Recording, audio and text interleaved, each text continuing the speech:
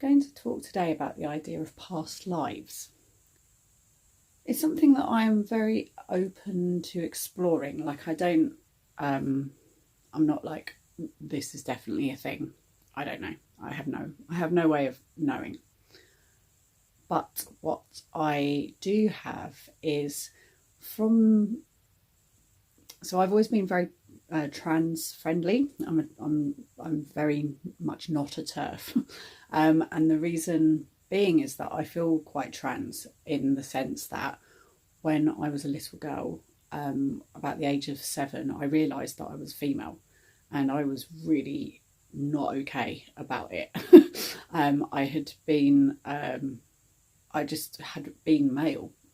And that's what. Like, I knew that I'd been alive before because I knew I'd been male before.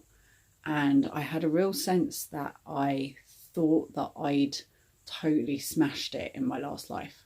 Like, I kind of feel like I was some sort of like Lord Byron-esque character who thought that he was like the dog's bollocks and had completely nailed whatever this game is, because I do feel it's a game, some sort of game or simulation or theatre of some sort. And I feel like I went like confidently, cockily walking through the pearly gates, like, yeah, where's my like enlightenment crown? And the fool stuck their foot out and tripped me up and sent me back to earth as a woman. For me, I feel like each time we're here, it's a lesson, it's a journey, whatever that is, you know, like if that's for you to be trans in this journey, that's for you to be trans, whatever that is. But for me, I felt like my journey has been to be female and to really go deep into that as a trip. I find it fascinating, but it feels like from an outsider's perspective, I feel like I'm a man doing like I did a female acid trip and I'm tripping out on being female. So that's why I do believe in past lives, because like that feeling that thing's always been so strong for me. But I hadn't really thought about any others, or nothing else had really come up for me until I was booking the tour for Sisterhood, and my mum took me to, like, we went to check out the venues that we were going to be using. And one of the venues was in Coggeshall, which is a village outside of my town that I grew up in Essex. And I'd been going through it every day on my bus on the way to college. And yes, I knew it really well. And we went in, drove over the Ducking Bridge. And my mum said, "Oh, we used to live there." I was like, "No, we didn't. Like, I know the houses we lived in. We haven't lived in very many." I was like, "We never lived there." And she went, "Oh, no, it's when I was pregnant with you." And, you know, obviously I've got a very strong witchcraft connection, but also I've spent the whole of my life since I was 10 working at a Tudor recreation. Still in theory, I'm going to be going there this year, late in the summer. So I've always been obsessed with the Tudor times. So that's been a really big thing. And yeah, obviously have this kind of witch soul in me.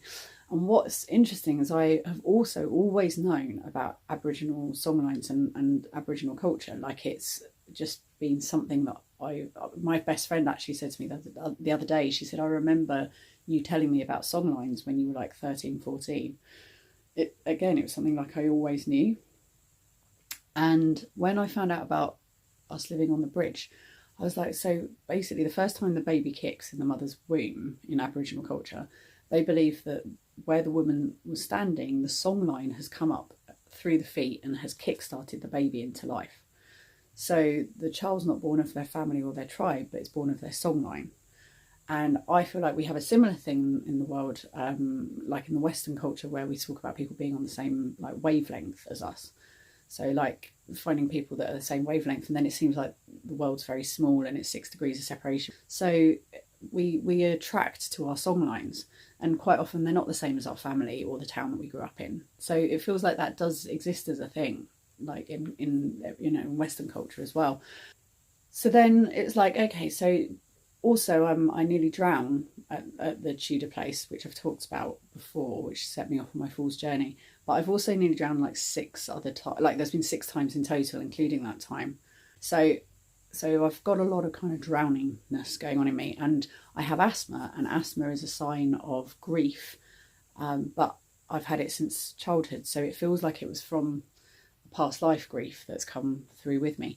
And I have an obsession about telling ordinary people's stories. So when I work at this Tudor place, it's all about the ordinary people. I've never wanted to be one of the rich people that has like a real character they're based on. I've always been interested in sharing and telling ordinary people's stories. I set up a thing called the Museum of Ordinary People, and whenever I see like people's like initials engraved in wood, you know, and it's just their initials and it's like some workman or whoever just did that, and it's like, I was here.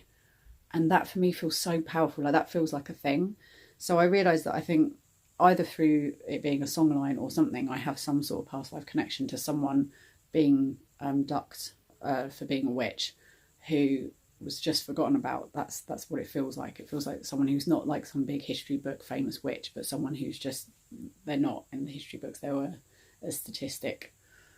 And then the other one then is also the Aboriginal connection. As soon as I turned 18 and finished my A-levels, I moved to Australia. I just moved to Sydney. It was like, how can I get as far away from Essex as possible?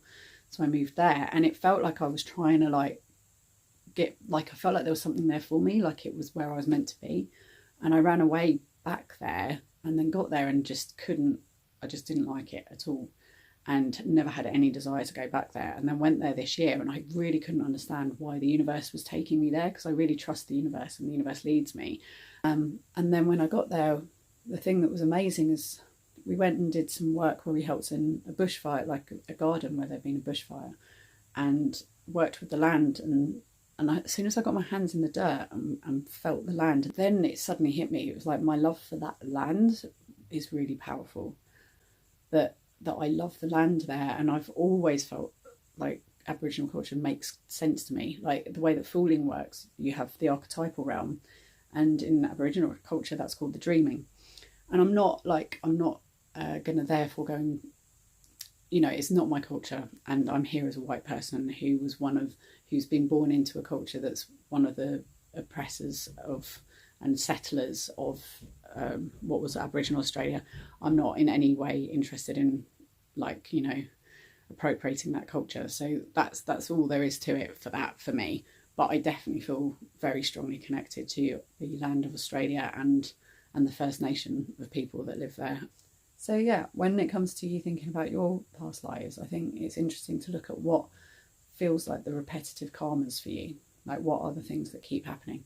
My creative company is called Kriya Arts, and Kriya is Sanskrit, and it's like the opposite of karma. So karma is the repetition of patterns, which are the things that you're learning. What your lesson is in this computer game is your karma. What is the lesson that you keep being taught, keep coming back to?